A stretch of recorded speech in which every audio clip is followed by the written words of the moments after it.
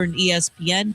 Other than continuing to chase OKC for the top spot in the West, there's not a lot San Antonio needs to do with the regular season winding down, believes ESPN NBA analyst Iman Shumpert. They've already showed people they're contenders. They are showing people that they are part of this party. They are part of the Western Conference, whether they have experience or not. They have hungry guys, and they have a guy in Victor Wembanyama that wants to say that he is the number one player in the NBA. He is what people are coming to see. Baseball, after a disaster of a start on opening day, Pirates ace Paul Skeens, a run, 3 hits, 5 Ks in 5. Pirates defeated the Reds 8-3. When I want that big birthday energy, I grab Confetti Craze 5-Hour Energy. It's Vanilla E, buttery cake flavor without the sugar, and it's easy to take anywhere. The Funfetti flavor is back on 5hourenergy.com or on Amazon. Crack open a Confetti Craze 5-Hour Energy shot today.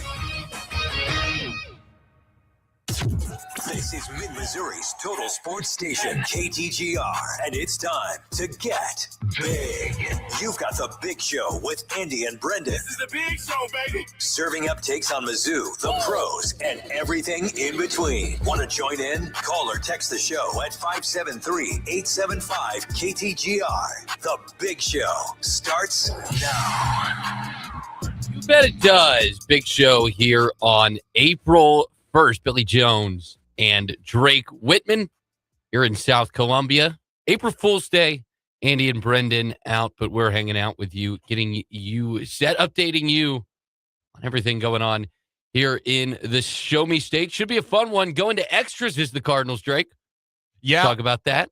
An exciting McDonald's All-American last night. A recap from this basketball season and a whole lot more. Oh, yeah, I do have one thing to say. You might not have heard the news, but Andy and Brendan got fired. Is that right? Yeah, we're just filling in until they can get a more permanent replacement. Yeah. Oh, I know. Hear that. I'm sorry I had to break the news here on the air with you. Happy I really trails. am. Yeah, best luck to them. I hope we can get someone just as good. It's going to be hard to replace them. Oh, not too hard. Can't be that hard. Well, you can find us on socials at X, at KTGR Big Show, Instagram, at KTGR Sports, Facebook, at KTGR Big Show, and we're streaming live on YouTube at KTGR Sports. Now, the Big Show's Big Deal. McDonald's All-American game last night out in Phoenix, and a pair of Mizzou prospects showed out in a big way. Both Tony Bryant and Jason Crow were out there playing. Biggest night, though, was from Jason Crow Jr., who earned co-MVP honors for his 16-point performance to go along with 5 assists and a couple of rebounds. Tony Bryant, for his part, also in double figures, 14 points with 5 rebounds. And it was Jason Crow's team who got the better as the West was able to take home the victory. Other MVP alongside Jason Crow was Caleb Holt, committed to Arizona. And that is today's Big Show. Big deal here on this first day of April, Drake. And that brings us to the conversation of you don't want to make too much out of an all-star game in this format. Let's be honest. Defense is a little lackluster. But, if you also look at the skills competition, Jason Crow Jr. won the three-point shooting competition. It was a good, you say weekend. Good Monday, Tuesday for him. But overall, as we sort of go through the next couple months, this is where roster construction gets underway. Other news out of camp today is that Sebastian Mack has entered the portal. Maybe not surprising considering the way his role kind of fell off, especially when Jaden Stone and Trent Pierce came back from injury. But, if you were looking for encouraging signs about your freshmen, especially when you look over the past couple of years. Now, Missouri hasn't had freshmen of this magnitude, but they haven't delivered on the level that I think a lot of people were expecting. I think maybe encouraging signs coming out of last night. If we can win one March Madness game, I will be happy. That's all I need. Coach Gates, if you're listening, please, for the love of God, that's all we need. But I actually, the transfer portal is big. We got money to spend. So, I wanted to kind of talk with you a little bit about who should we get? And, do you want to go first or do you want me to give you some of my ideas? I'd love to hear if you have any names kind of nailed down. I have sort of phenotypes of what I think Missouri should be looking for. And I think it'll help people maybe who haven't watched Jason Crow and Tony Bryant to talk about their games a little bit. Jason Crow is an elite shooter, and he's got that slash guard potential. I mean, he's a scorer in and out. And I think the first question you have to ask yourself, Drake, is now that Anthony Robinson's gone, I mean, how much are you willing to say T.O. Barrett's the guy at point guard? I think that's the first decision you make. Because as an off-ball guard, Crow's going to need an elite player at that one spot to elevate his game. So I think that's the first kind of big question in the halls of, whether it be the donors or Dennis Gates or anybody in that camp. How much are we willing to spend on T.O. Barrett? Is he the guy going forward? I mean, you have Trent Pierce, obviously, bringing him back. Tony Bryant's your 4 guy. A little undersized, I think, especially when you look at the body types of a lot of guys he's going to be banging up against in the SEC. Just a hair over 200 pounds. That 6'10" frame is lengthy, but you need a little strength, and John Phillips out of eligibility. So that, to me, is the question. Who do you go get as a big-time 5-man? And then, obviously, you had your depth pieces on the back end as well. Yeah, so the first place I started looking, it wasn't the transfer portal. It wasn't anywhere like that. I decided to look on the G League's website. I mean, we have Alabama. I think that we can pull it off. There's a guy named Ethan Thomas. He's averaging like 26 points a game. I would love to have him on the roster. What do you think? They shut that down, Drake. Well, I mean, the judges will say no. We can get a judge to say yes, I'm sure. I mean, come on. Yeah, I mean, maybe for 9 days. Yeah, and 9 days is all you need to win a game. That's all you need. No, but in all seriousness, I think that T.O. Barrett is the guy. I mean, if you watched him this entire season, I think that he was the predominant guy. I mean, I loved watching him that game against Tennessee where he kind of, just drove it in. He's really undersized, but, he's a great player. I don't think Anthony Robinson had that production that we thought we were going to have from watching him last year. But now that we've seen T.O. Barrett, I mean, I'm confident in him. But, I mean, if we can go out and get a stud for cheap, I mean, I'm not going to complain. I love him, but if we can get someone better, I'd love it. Yeah, I mean, the question, too, is going to be what kind of step are you expecting from a Trent Pierce, right? Because, I mean, there's only so many shots to hunt on a basketball team. And so I kind of worry, if you fall in love with a point guard who is a scorer. And you mentioned the Tennessee game, and that was a real outlier. I mean, when you look at T.O. Barrett's offensive production, that wasn't why he was on the floor. I know that distribute the basketball and play some defense. Sorry, go ahead.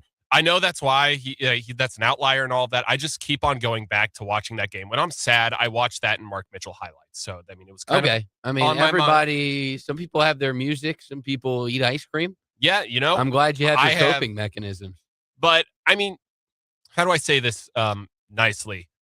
I'm trying to decide what philosophy I'm trying to make my arguments around, whether it's, do we have this stud freshman coming in? Is that going to attract more skilled players to come in and think that they can win a national championship? And then on the other side of it is, are there going to be people who know that there's only one ball? They're not going to get the production that they want necessarily. But, I mean, that's something to debate. I would really like to see a lot of good transfers that we're not even thinking about right now come in and think that they can build, their career and maybe win a national championship. I don't know. I'm pretty hopeful. I think we're winning it next year, but we got to get some guys. Well, I love your optimism over there, Drake. I might need to pump the brakes on it a little bit, but I guess my kind of thing is I think this is going to be an interesting thing for Gates to manage because this isn't really a problem's not the right word, but this isn't really a situation he's been put into where he's building his team on, I don't want to say sight unseen because you can watch the kid and you can see the athleticism, the shot making ability, the basketball skill jumps off the page at you. But when you're selling guys to come here, you're not building your team as you have been the last couple years, this year it was around Mitchell, year before on Bates, right? Like his first year, they built it around Kobe Brown. This is sort of a different test for him.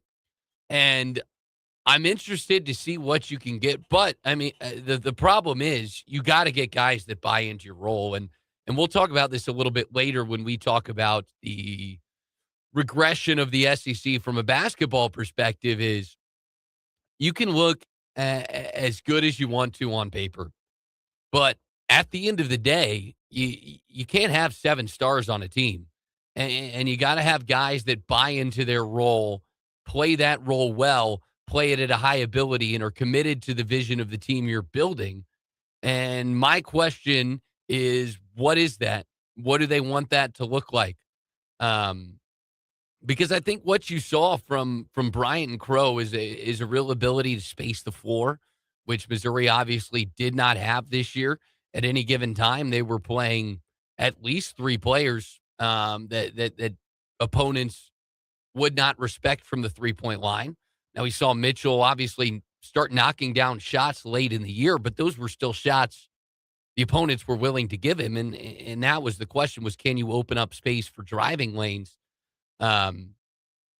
So that to me is sort of the big litmus test of the offseason is, can they identify precisely what pieces of the puzzle they need? And can they go get those guys? I agree with everything you said up until you asked, can we get those guys? I mean, Coach Gates, he is an amazing recruiter, and no matter what the names and the news stories say that we're going to go get, I have full faith in him to get to the point where we have a good roster. Where I start to worry about is, game plan and all of that kind of stuff. Coach Gates is not as great, but I still love him. I think he could get people bought in on the program. I mean, that's been his biggest strength, is that he is able to recruit and get people to love the team. No one says that they hate Coach Gates on the team. Everybody loves him to death, almost like a father figure. So I think that can kind of make people be a little bit more selfless and maybe give the ball to whoever's open instead of trying to make difficult shots to boost their stat line.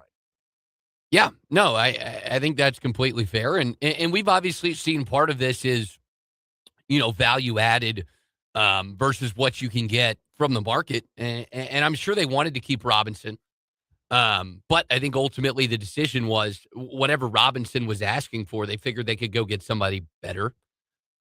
You saw it obviously on the football side. Mizzou was content to let Kawan Lacey go because they knew they could go out and get a guy like Ahmad Hardy. So that'll be the question they have to weigh, with a guy like Barrett. And we've already seen some good point guards enter the portal. Jackson Shelstad had a great year at Oregon. The Ducks did not have a great year. He was fantastic. Dayton Thomas, kind of similar situation at LSU. This guy was averaging north of 6 assists a game. Now, with those guys, are you competing against programs that are willing to spend more? That might be the issue you run into. So, again, I think it's all an issue of value added. I personally think Barrett is fine to stay, but Drake, I'll say it, I don't think he can shoot at the rate that he was shooting late in the year. When you look at his stat lines across the last 3 games in particular, 7 shots against Miami, 11 against Kentucky, 12 against Arkansas. He's just a guy that doesn't need to be taking double-digit shots, and I'm sure he would have against Miami, except for the fact that he didn't make any of his first 7. Yeah. I like T.O. Barrett. I do like him. I do hope he stays. Would I be happy if we got another point guard that was a starter over him? I mean, I think that that's the play, but without Anthony Robinson, I mean, he played like a player on his contract year. That's what he did in March Madness against Miami. He went off. He was one of the best players on our team, and T.O. Barrett, I don't know. I feel like Coach Gates, he has a way with the players. I really do. I have full faith in him. if he tells T.O., hey, stop taking so many shots, you're not him, then I think that he'll back off a little bit. But he can't, I agree with you. He can't keep up with those numbers that he had towards the end of the year. Yeah. I think especially when you look at what this team should look like next year. I say should in the sense of if things pan out the way, at least on paper, it looks like they could. If Jason Crow's the guy you think he is, and Trent Pierce takes the next step we're all hoping he will, I just don't see it being a big spot for Barrett. Now, I do think there's room on this team for a guard coming off the bench that can score. And that's where, kind of in my transfer wish list, I would love to see them go down to the mid-major level because I do think you can get a guy to back up Barrett. And if Barrett wants to play the role, which I doubt he will, because you'd be paying him less than you will right now, I think what Mizzou needs is a guy off the bench, preferably a point guard because of where Crow's playing, but a guy who can go get you some buckets. We've seen what Missouri's been able to pick up in terms of guys that scored a high clip at the mid-major level, turn that into production at Missouri. So I think that's kind of your bench piece in terms of the portal. I think the big question is who do you get at the 5, and then who's your scoring option you could bring off the bench. I think those are the biggest two pieces for Gates and company to identify in the portal. Yeah, I agree 100%. I mean, the only thing that sticks out to me with the 5, I mean, I'm trying to show that I actually know ball, which I don't. I feel like I should make that disclaimer. I don't know ball when it comes to basketball as much, but I don't know many of the names that are out there. Are there any like big guys that we could go get at the 5 that are really glaring?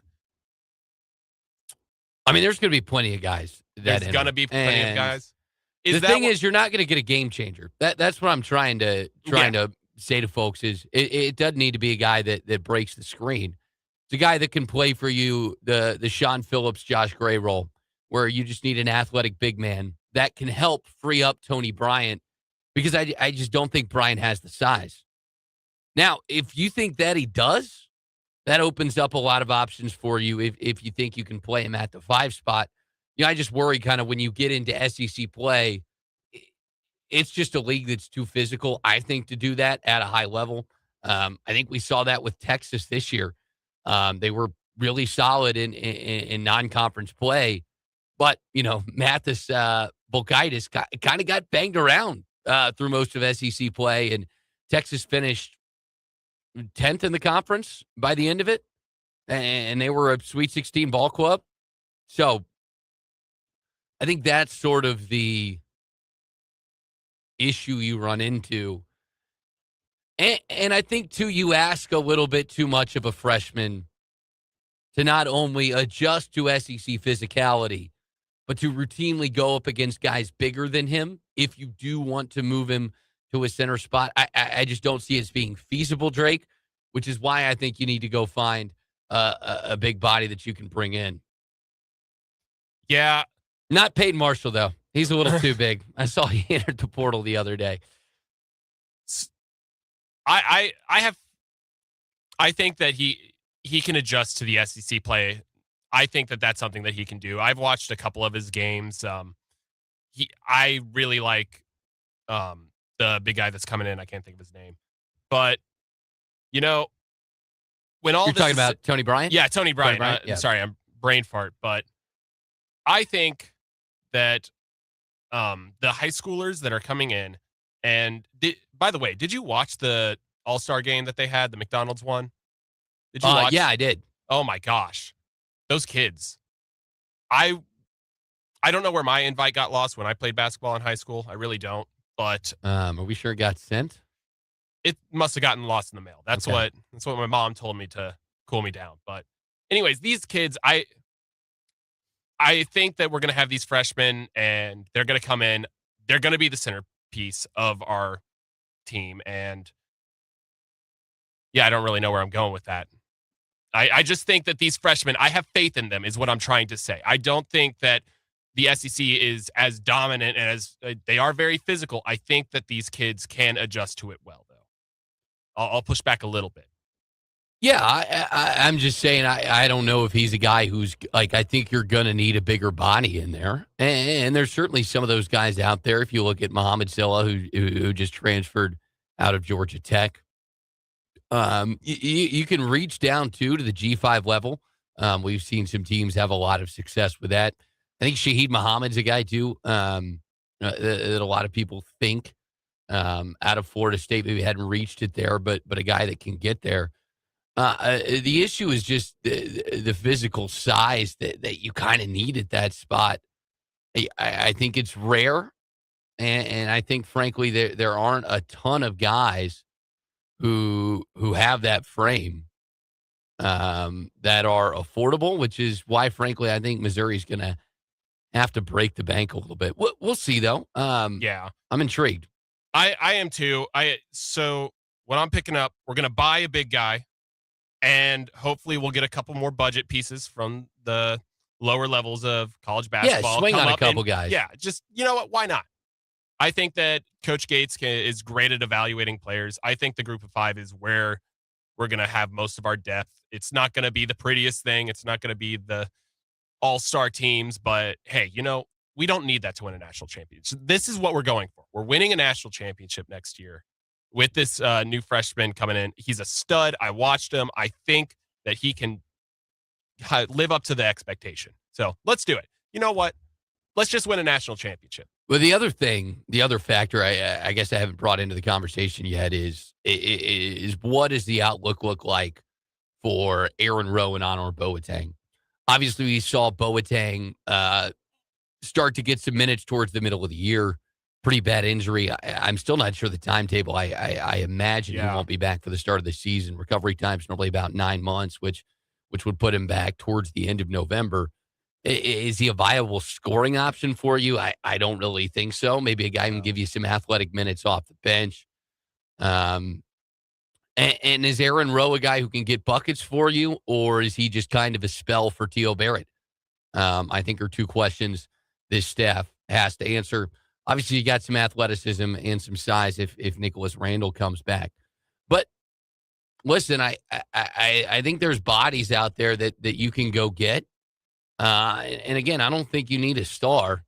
You just need a guy who can clog up the paint, stay out of foul trouble, and free up these rest of the guys to kind of go get theirs. And I think you're sitting in a nice spot. One interesting piece that I've seen kind of floated around is Anton Bonke out of Charlotte, is a guy a lot of people are high on. Spent a year at Providence. Averaged 10 and 8 last year, 7-foot frame, sitting at 260. Like that's a guy that can clog up some space for you. And obviously, I think comes at a discount, at least to some of the guys you'd be paying at a Power 5 level. We'll see what they do, but that's sort of my wish list there, Drake, is give me a center who's beefy, who can play. Give me one point guard off the bench who can score, one more 3-and-D guy who can knock down some triples and play some good defense for you. I think that's what you need to supplement your roster, because I think what you saw what you have in Tony Bryant and Jason Crow. And in Crow, that's a guy that can score at all three levels and do it well. And then in Tony Bryant, it's a guy who can stretch the floor. May not be the biggest at that 4 spot, but athletic, long, great shooting ability. Yeah. I'm just gonna agree with you, and no matter what happens, I'm not even gonna make too big of a wish list. I just think Coach Gates is gonna get who he needs, and hopefully, I'm really excited to see more of a you know how it's the run the football? What's the basketball equivalent? Just run it. Throw in it in the post. Throw it in the post. Post up your big guy. Yeah, it's entertaining, but it can also be a little bit. Get to the foul line. Yeah, get to the foul line. That's all it is. Hopefully, actually, you know what? No, this is what I want. I want big people who can shoot threes, or not threes, free throws. That's all I want. That's all I need. And hopefully we can get some. Well, the fun thing about the transfer portal and bringing in freshmen, Drake, sometimes it goes belly up. SEC just 4 teams in the Sweet 16. Big step back from a basketball perspective compared to last year. We'll take that. We'll talk about that on the other side of the break. You got a big show here on KTGR. Breaking down the Tigers, Cardinals, Chiefs, and more like no one else. The Big Show continues next on KTGR. Do-it-yourself projects are getting a lot more popular, and that's great. Some things you gotta leave to the pros, like welding. Think of it like watching your favorite team and yelling at the guy who biffed the play that you so easily could have made. No, you couldn't. Or you'd be out there doing it. Leave the sports to the pros and the welding to Kretsch's Custom Exteriors. Repair work to custom fabrication. Kretsch's Custom Exteriors. True beauty is on the outside. Kretsch'sCustomExteriors.com. Lose the weight or stop smoking with Hypnosis Guaranteed or your money back. No matter how many times you failed in the past, this hypnosis is guaranteed to work. After this hypnosis, I want to eat good food. Since August, I can honestly say I have not had one potato chip. It was life-changing for me. And I don't think about desserts like I used to. Bridget, how much have you lost now? I've lost a total of 83 pounds. Holy cow. It's easy, it's fun, very relaxing, and very successful. And I would just say go for it. Lose the weight or stop smoking guaranteed, only $59.99. Hypnosis designed to destroy unwanted cravings, late night eating binges, boredom eating, and stress eating. Hypnosis April 23rd at the Capitol Plaza Hotel in Jefferson City. Weight loss hypnosis 5:30 p.m. Stop smoking hypnosis 8 p.m. Or Saturday, April 25th, Courtyard by Marriott Hotel, Columbia. Weight loss hypnosis 11 a.m. Stop smoking hypnosis 2 p.m. Registration 30 minutes before. Sign up at markpatrickseminars.com. That's markpatrickseminars.com. Brian Ware Plumbing and Restoration has answered a lot of your calls over the years, and you've helped him grow his business immensely. So he wanted to take a second to say thank you.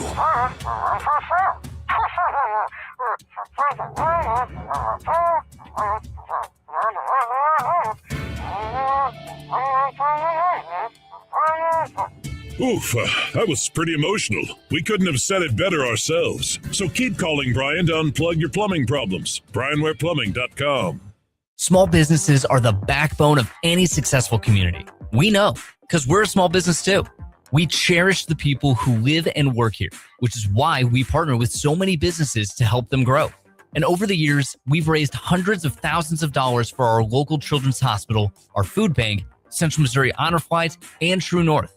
If you want to work with a group of people who believe that giving is always better than getting, contact Zimmer Communications today or learn more at ZimmerCommunications.com. Pros, just because something on the job runs out doesn't mean you have to. Order it on the Lowe's app. My Lowe's Pro Rewards members get free same-day delivery on eligible orders over $25. Get the fasteners, hardware, or tools you need to keep the job moving. Order by 2 p.m. and get eligible in-stock items delivered right to your job site by 8 p.m. Members get more at Lowe's. Loyalty program subject to terms and conditions. Subject to availability. Restrictions and terms at Lowe's.com/shipping terms. Subject to change. Indeed presents hires you can't afford to get wrong, like a warehouse operations manager. Where are the forklifts? Sold them. Too expensive. We're using scooters now. So you expect us to move a 2-ton pallet on a scooter? Just lean into it. Put your back into it, people.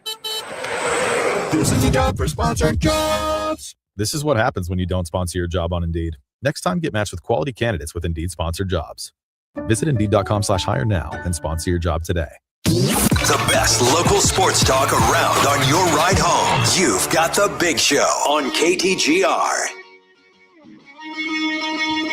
Welcome back into The Big Show here on KTGR. Billy Jones alongside Drake Whitman, and Cardinals went final over the break. They get it done in extras over the Mets. They win 2-1. Dramatic fashion. Mets had it loaded in the top half of the inning. Gordon Graceffo helps the Cardinals out of a jam, and then in the bottom half, Cardinals pay it off as they get the win 2-1 to improve to 4-2 on the season. Just 5 hits for the Birds, but that was all they needed to get it done. Just the 2 runs was plenty. And I'll go at it again tomorrow. It was Mason Wynn who had the single, the little blooper into the outfield. J.J. Weatherholt with the running run for the Cardinals. Solid start for the Birds so far. I mean, listen, it's a long season. I think we all know how it ends, Drake, but encouraging signs so far. Yeah.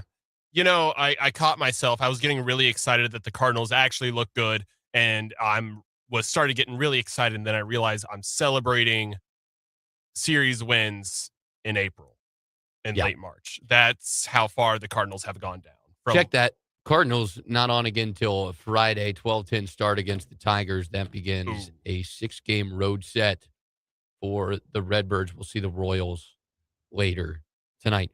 Well, Drake, we talked about the portal, right? And we had fun kind of, constructing, playing with what Mizzou might look like in the upcoming year. But you look around college basketball, things can turn really fast. And we saw that in the SEC this year. This was something that you wanted to highlight. Now, listen, I think the performance we saw from the league in 25, now with the realignment stuff, maybe, but probably not something you're ever going to see again. 14 teams and the big dance. They had 7 teams in the Sweet 16, sent 2 teams to the Final Four, including the eventual champion in Florida.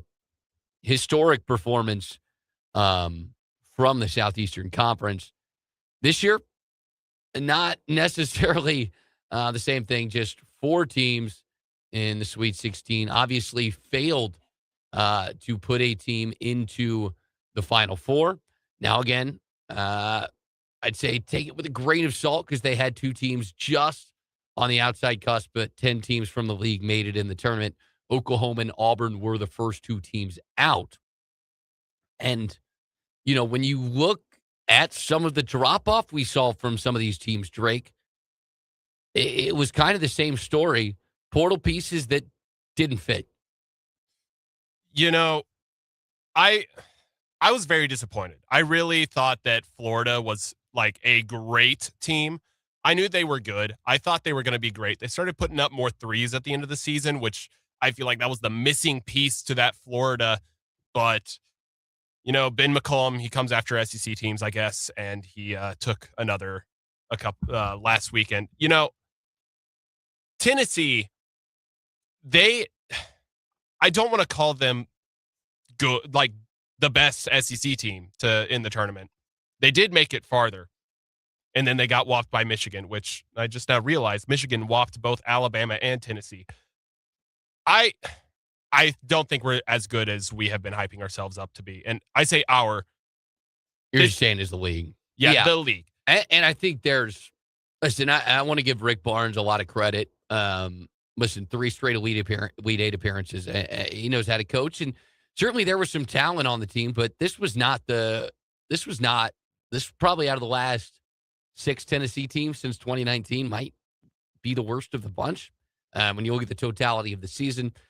I still think if Joshua Jefferson plays in that game for Iowa State, I don't know that it goes the same way. Now, Tennessee won that game in such emphatic fashion. It's hard to take it away from him, but you could tell that they missed his physical presence. Iowa State did in that ball game.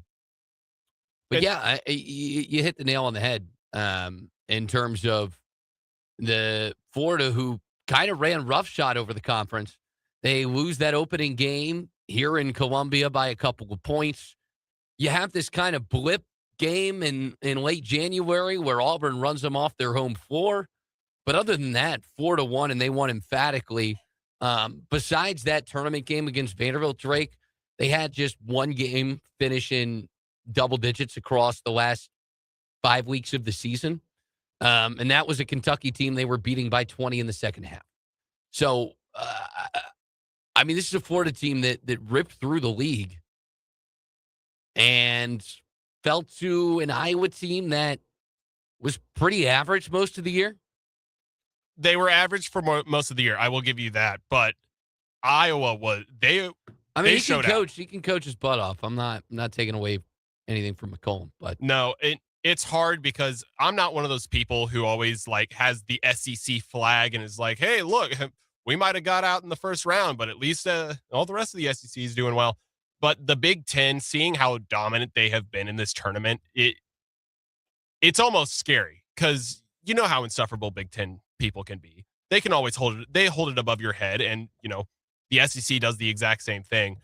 But watching Iowa, out of everyone, Iowa beat Florida was kind of a really big shock to me. But the question I'm going to ask you, out of the 4 teams to be from the SEC to be in the Sweet 16, who do you think was the best? Who do you think put on the best performance this tournament? Oh, in only the tournament, or you're saying the best team overall this season? Let's say the tournament. For argument's sake. Just the tournament? Yeah, I think the tournament. I mean, I'd say it has to be. I think it's Alabama. I think purely for that game they played against Texas Tech, and for the fact that I think Michigan is really, really, really good. Now Texas Tech, of course, has had some injury problems, but I think the way they handled business in that game, and frankly their first game too,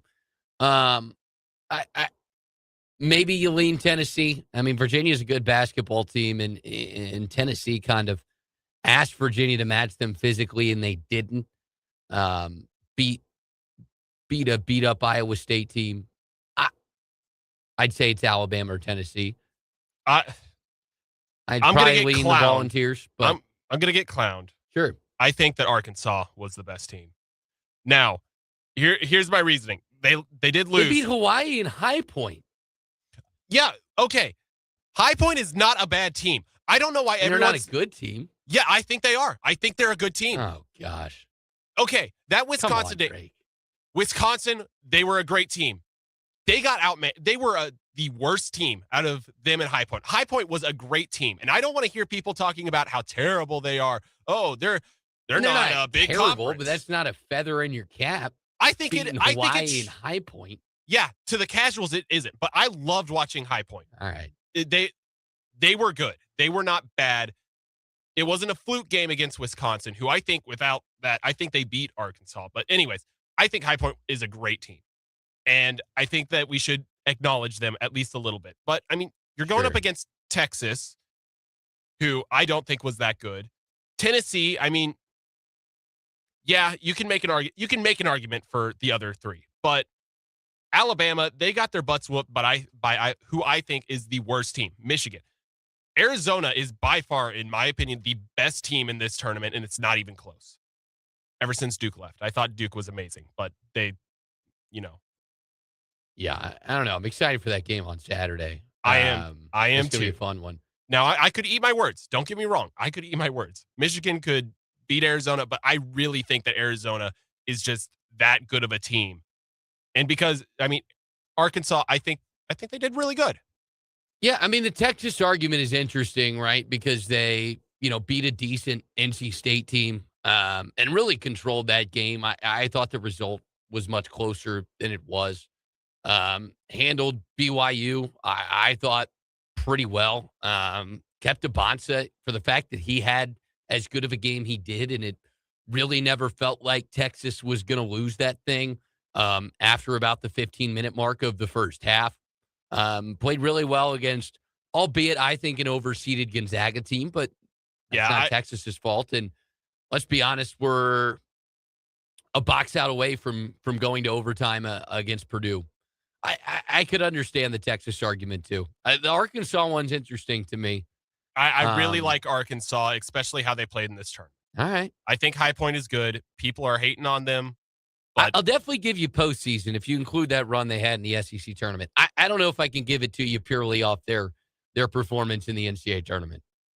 Yeah, I guess that did kind of taint my mind a little because, I mean, Arkansas, they were great in the SEC tournament. You know what? Actually, I'm going to change my answer. It's going to be Texas. Texas is the best. They made a coach. Mathis McGuinness. Yeah, big believer. Yeah. Tremont Mark, dude. Oh, my gosh. That Tremont Mark game against Purdue was unreal. Unreal. Let me ask you this, Drake. Did it shock you, the SEC, when you look back at last year? You had Auburn and Florida neck and neck in that Final Four game. I mean, Auburn was more than good enough to win the national title. Didn't, but was right there. Florida obviously does. You had Tennessee and Alabama both reach the Elite Eight. Both kind of got handled, but nonetheless were there. Did it surprise you that the SEC didn't produce an elite team this year? Or was it more surprising that the SEC at the bottom wasn't as strong as it had been last year? Ole Miss and Mississippi State missed the tournament. So do Oklahoma and Auburn. Yeah, it did kind of surprise me. I feel like last year was just a fever dream of what's going on in the SEC. Why did it just become so good? I also think that all the other teams in other conferences this year are just those elite teams. Like, they are miles above what we thought that either they were or, you know what, I'm going to come out and say, I'm trying to, mess around with it. I think Arizona and Michigan are both better than Florida last year. I mean, they were great. Don't get me wrong, but I feel like the elite this year is just a step above, especially with a lot. And Duke. Actually, you know what? Duke is also a step above.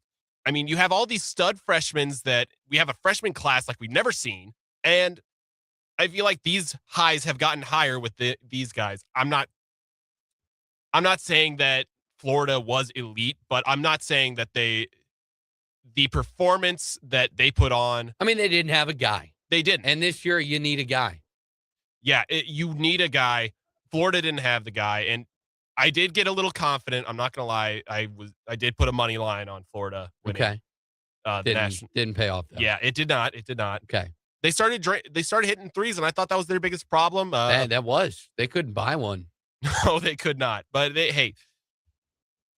I feel like this March Madness has been great, even if the SEC didn't do as great, and it kind of doesn't look great on our resume when we get kicked out in the first round. But these highs, I think, are higher than last year. And the SEC, Florida was our best chance. Yeah. They didn't have a guy. I don't think Arkansas was built well enough to build around a cuff. And yeah, Alabama had a guy who got busted for pot. Tennessee sucks normally as soon as they get to the Elite Eight. And then there was Texas. So, I mean, I'm not mad about how you the make the season went bracket for the come SEC. to life over there, Drake. I'm impressed. Yeah, you got to put a little bit of storytelling. Yeah. Right? No, you have to. I think the interesting thing to look at least from a Mizzou perspective, is just to kind of see how quickly things can fall apart. And Tiger fans have seen it with the team a couple of years ago, where you get Tanjay bust his knee in the offseason, can't play. Caleb Grill's out of the lineup by the middle of December as he breaks his wrist, and you don't win a game for the last 2.5 months of the season. That was my freshman year at college. Yeah. That was, those were dark times. But, we saw it this year. You obviously spend time talking about what happened kind of at the top of the league, why some of these teams that maybe we thought could be national title contenders weren't. I mean, you look at two teams that, at least under their current head coaches, have really been all but shoo-ins for the NCAA tournament. Chris Beard at Ole Miss and Chris Jans at Mississippi State. Both teams weren't just, bad this year. They weren't close. Yes. And obviously, I think the Auburn situation a little bit different, because I think the jury's still out on Stephen Pearl, very much still out on his ability as an in-game coach. And even if you look at Oklahoma with Porter Moser, right, a team that the last 4 weeks of the season was playing as well as anybody in the country, had very much the right to be in that tournament, but things didn't come together till the end. And that's kind of the thing you run into when you're constructing these rosters, that it sees so much turnover year to year. Missouri's going to have that next year. Mitchell's gone. Robinson's gone. Phillips, they're going to have to make this happen. And you're a couple injuries away or a bad start away from it all falling apart, like it did for both teams in the Magnolia State. Oklahoma was able to put the wagon back together, no pun intended, albeit too little too late. Well, you're making fun of me for bringing the bracket to life. You just made me actually, think of the mascots, and I don't like the Magnolia State. I forgot that was a thing. No, I agree. By the way, that Ole Miss run in this tournament, the SEC tournament. No, that's the thing. Like, you bring in pieces that are good, and you see the flashes. Yeah, I mean, but it doesn't always work. No, and we saw some of the SEC teams. They were, dominant in the normal season, peaked at weird times, but I just don't know if we can, as a conference, come back from this, because this is kind of an embarrassment. In my opinion, I think that this season and this March Madness was an embarrassment for the SEC.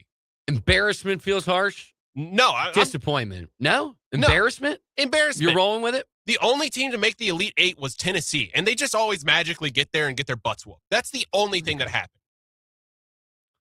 I will say, you're not getting the benefit of the doubt you got this year. Texas, you're probably getting axed. Missouri's probably playing in Dayton. Like, I think you get sort of this holdover.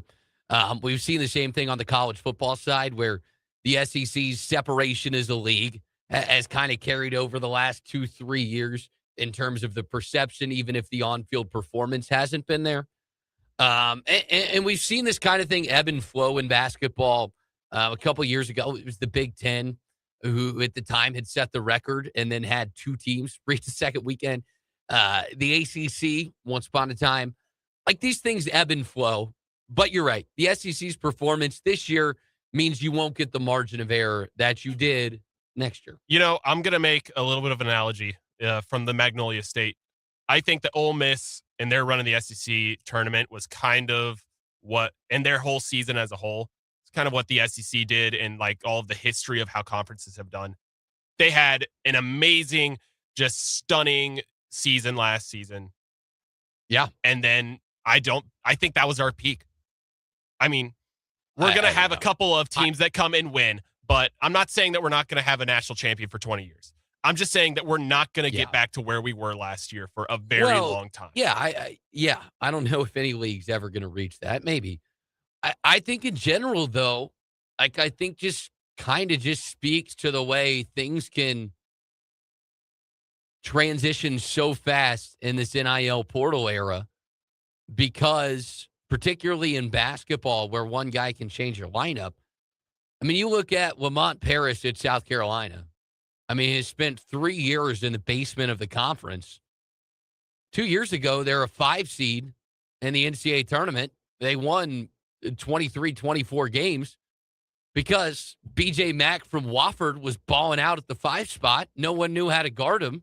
He was draining threes. The guy was 250, like moving like a freight. Like, things can move because you just get a piece. Yeah. It's not, and I guess that's my point, is things can change fast. I get what you're saying, especially with the portal, how players can kind of, jump around. You're not going to have a consistent run with conferences like we used to have. It's going to be a lot more of a, hey, SEC was good last year. Hey, Big Ten's good this year. Hey, ACC, they have a chance to be good next year. Yeah. And we just don't. It's going to be a lot more spotty and a lot more of that. I think that was well said. More coming up here on the big show. We're going to send a whole day under the bus, because I'll tell you what, Drake, I'm fed up. That's next after this live local sports center. Now, your local sports center update on your total sports station, KTGR. Good afternoon. I'm Billy Jones. This live local sports center update is with Lee's Tire Company. It's rounded rubber. Lee sells it. Lee'sTireCompany.com. A pair of Mizzou prospects shine in yesterday's McDonald's All-American game. Tony Bryant and Jason Crow Jr. both went for double figures, 16 for Crow, 14 for Bryant. Crow had 5 assists to go along with the 16 points he earned co-MVP honors. Just a couple of minutes ago, west on I-70, Cardinals get the win in extras. 2 runs was all they needed as they defeat the New York Mets.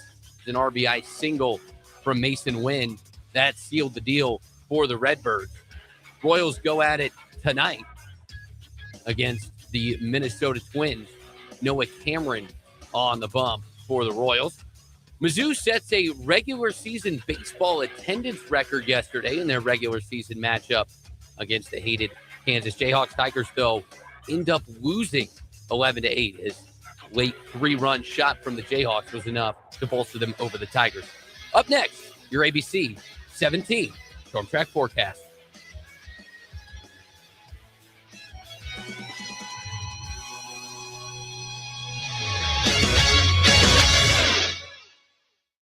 I'm ABC 17 Storm Track Chief Meteorologist Jessica Hafner. I'm tracking scattered showers and thunderstorms this evening. Some could bring heavy rain and small hail. We're going to see temperatures remaining around 60 overnight. Tomorrow, mostly cloudy with rain in the morning.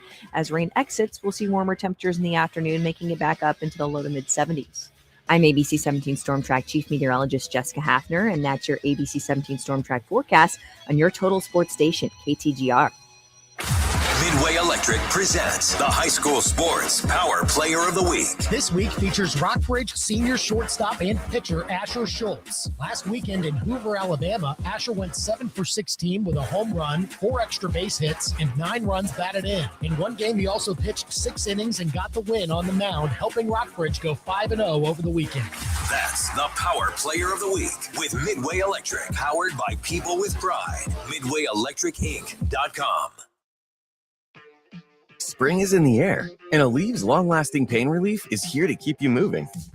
The days are longer, and the flowers are blooming. Whether it's gardening, yard work, or just spending more time outdoors, spring has a way of getting us moving despite any body pain.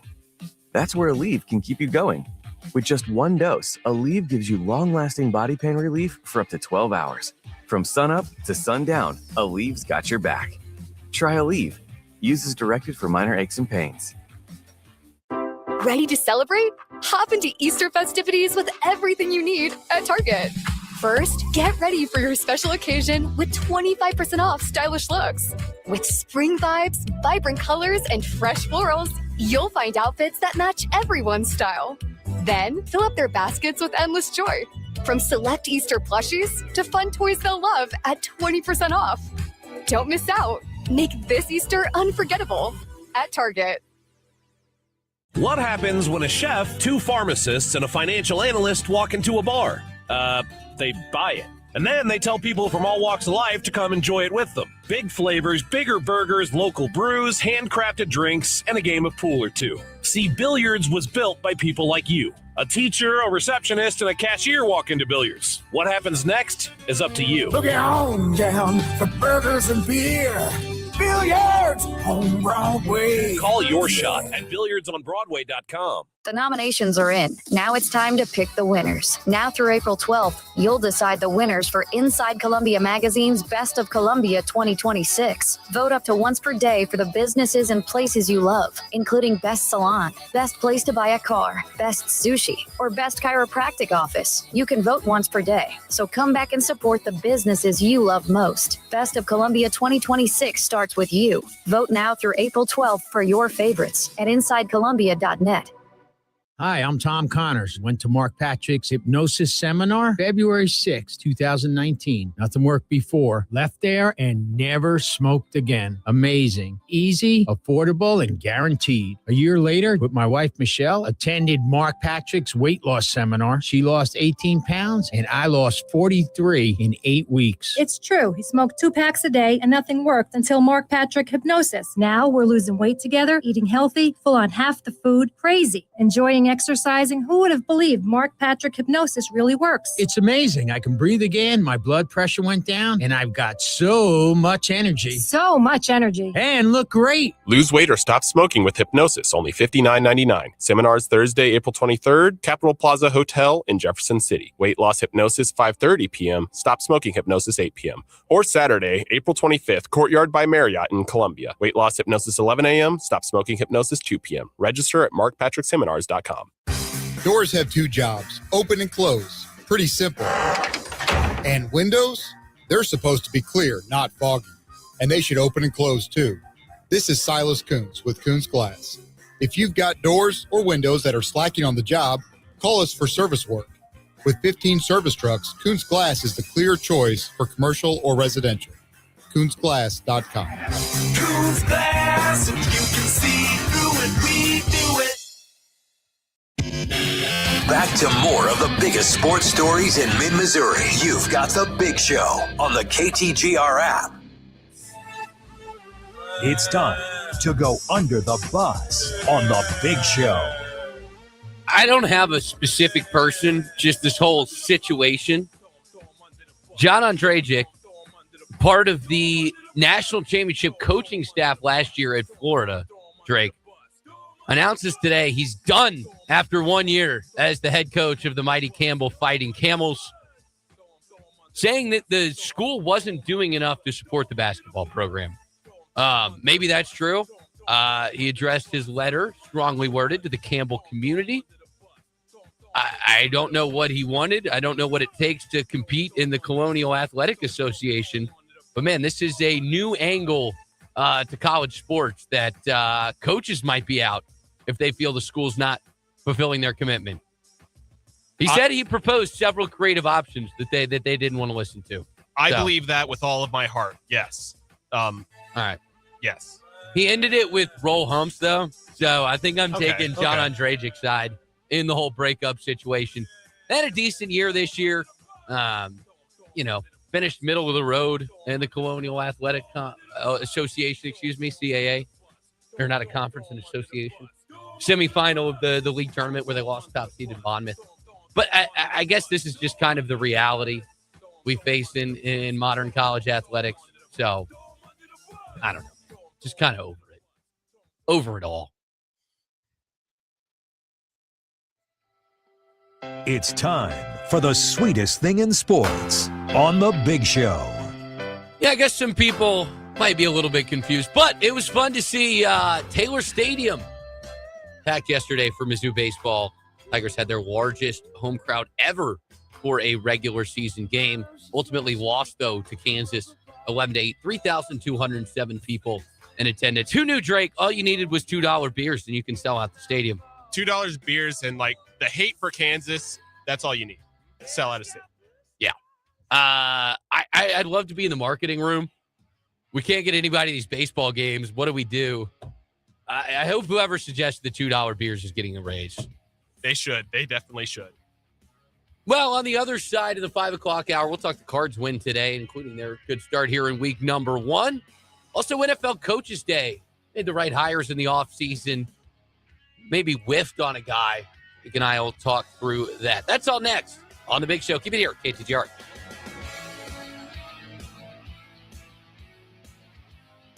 Lose weight or stop smoking with hypnosis. Only $59.99 guaranteed or your money back. Stop smoking without cravings, irritability, weight gain, or your money back. That's right. Don't just cut down, but stop smoking once and for all. Also, lose all the weight and let Mark Patrick Hypnosis destroy unwanted cravings. Hypnosis Thursday, April 23rd, Capitol Plaza Hotel and Convention Center in Jefferson City. Weight loss hypnosis, 5:30 p.m. Stop smoking hypnosis, 8 p.m. Or Saturday, April 25th at the Courtyard by Marriott in Columbia. Weight loss hypnosis, 11 a.m. Stop smoking hypnosis, 2 p.m. Sign up at markpatrickseminars.com. For 2 days only, Betts Jewelers invites you to discover timeless beauty at our Estate Jewelry Show. Join us Friday, April 17th from 9 to 5 and Saturday, April 18th from 9 to 2 and explore an incredible curated collection of fine vintage and estate jewelry from Art Deco and Edwardian to mid-century and retro. Each has been expertly evaluated by a graduate gemologist. Fall in love with history at the Betts Jewelers Estate Jewelry Show. Beautiful moments begin at Betts. Begin at Betts. You could be right in the middle of celebrating a big win, and all of a sudden, bang, you've got ants on the counter or mice in the garage. Hi, I'm Mike Kelly. As someone who's called buzzer beaters and game winners for 3 decades, I think the best call that you can make is to Steve's Pest Control. I'm on the road a lot during the season, which is why I've signed up for Steve's 5-star pest control program. It's comforting to know that even when I'm not home, Steve's Pest Control is protecting my house from termites and other pests. Plus, the 5-star program keeps the pests at bay, controlling and eliminating them before they have a chance to enter your home. Scheduling is incredibly easy. You don't even have to be home. And if a pest problem pops up at any time, Steve's will perform a retreat for no additional charge. Call Steve's Pest Control today and ask about their 5-star pest control program so you can kick back, relax, and enjoy the game. Hi, I'm Steve with Steve's Pest Control. We're going to solve your pest problem. I guarantee it. Now you got a friend in the pest control business. Steve's Pest Control. KTGR AM Columbia, KTGR FM Fulton Columbia, K286CL Columbia, in Missouri's total sports station, KTGR.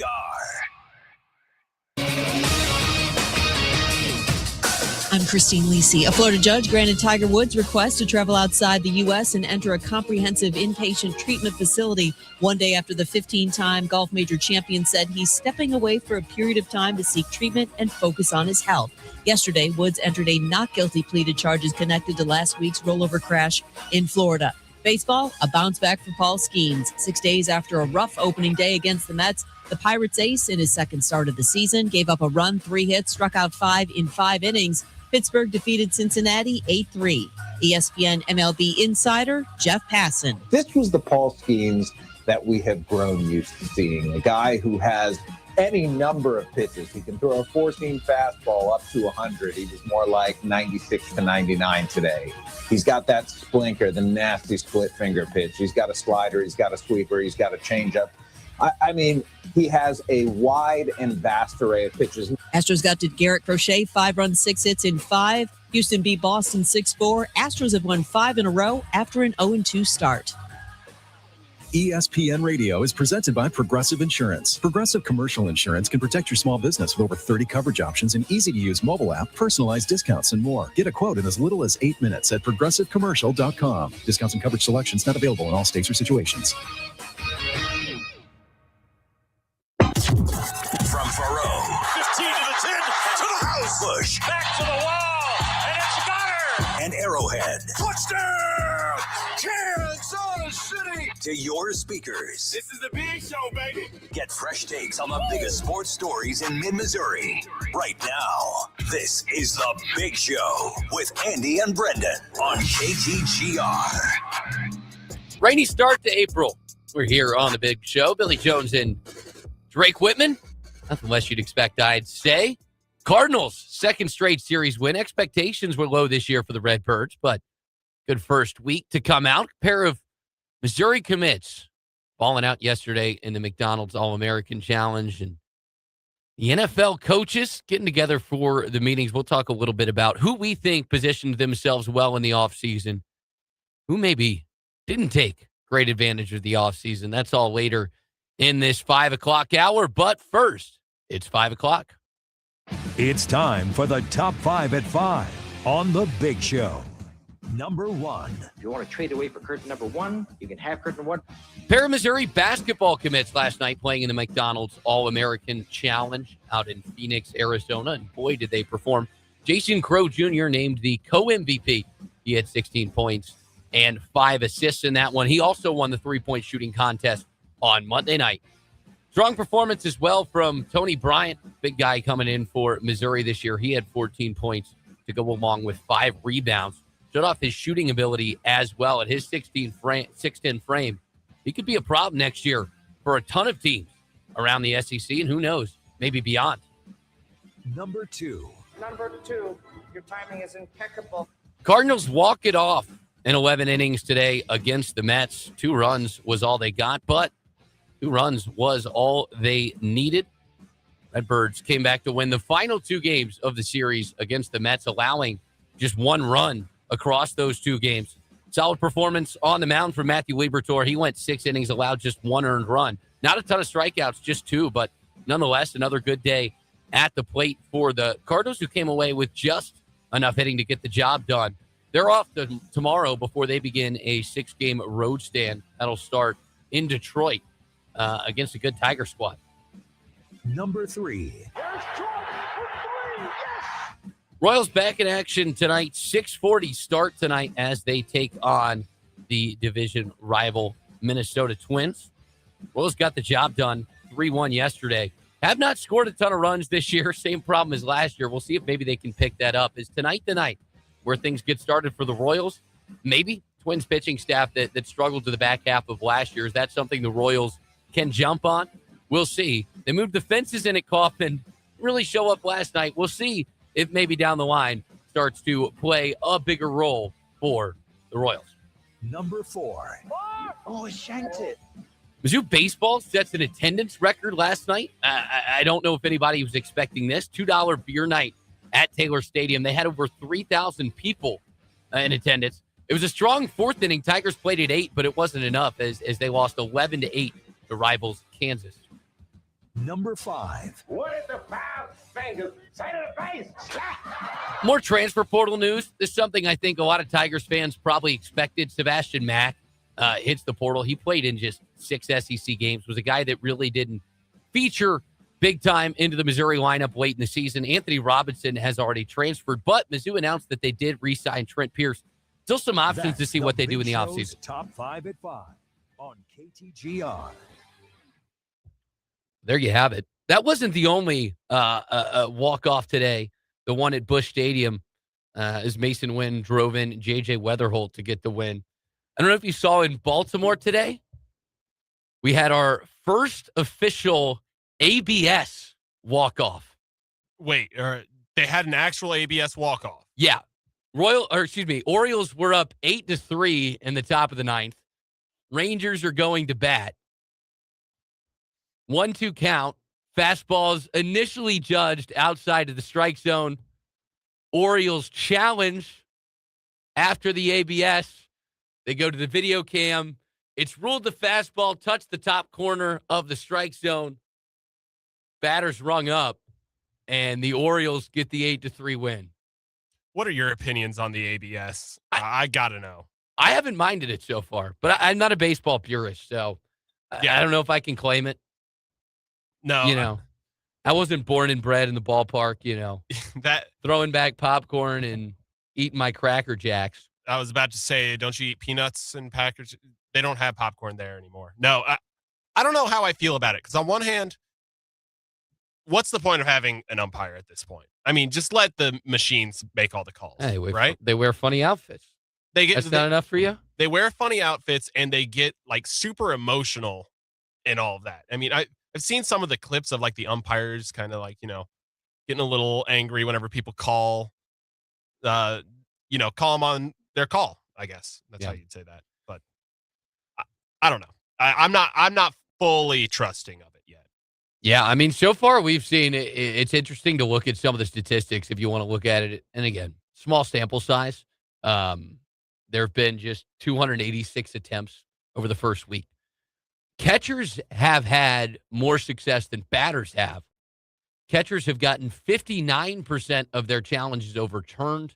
Batters just 49% of their challenge calls, which I think is interesting and something to monitor. And this is going to be a skill, right? Something that I think especially catchers are going to start to get more experience with, when to go for it this season. And the guys that really know their zone, I think are going to come in big. Now we'll see how long this kind of 2 challenge thing goes if eventually they move to a fully automated system. But yeah, for now could be a big time skill. Salvador Perez 4 for 5 so far. He's been an early standout in the challenge game.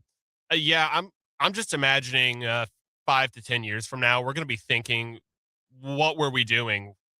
Just having guys out there, the ABS is going to just control home plate for baseball. I mean, this right now, having the 2 challenge system, it's fine, but I mean, I really like the ABS system. Why have the refs out there? Why have the umps? Just so they can look funny, I guess. I mean, that's what they can yell at the managers. Yeah, so they can yell at the managers. I mean, what's baseball without a mid-season yelling session? You got to break it up somehow. I think it's a fun part of the game to have these guys kind of find the zone, and I don't mind that it looks a little bit different from ump to ump.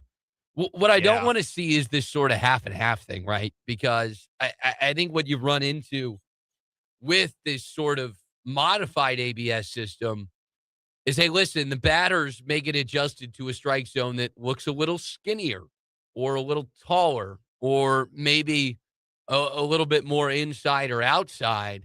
And then in the key situation, that flips because outside corner's been a ball all day.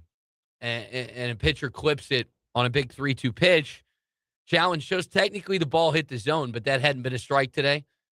Now, maybe this pushes the umpires to be more uniform in their strike zone, but I think that's part of the fun of the game, is to have that kind of variability from day to day. I mean, at least in my experience this summer, calling those 60-plus baseball games, that was fun for me, was seeing the way sometimes it looked different from night to night. I enjoyed that.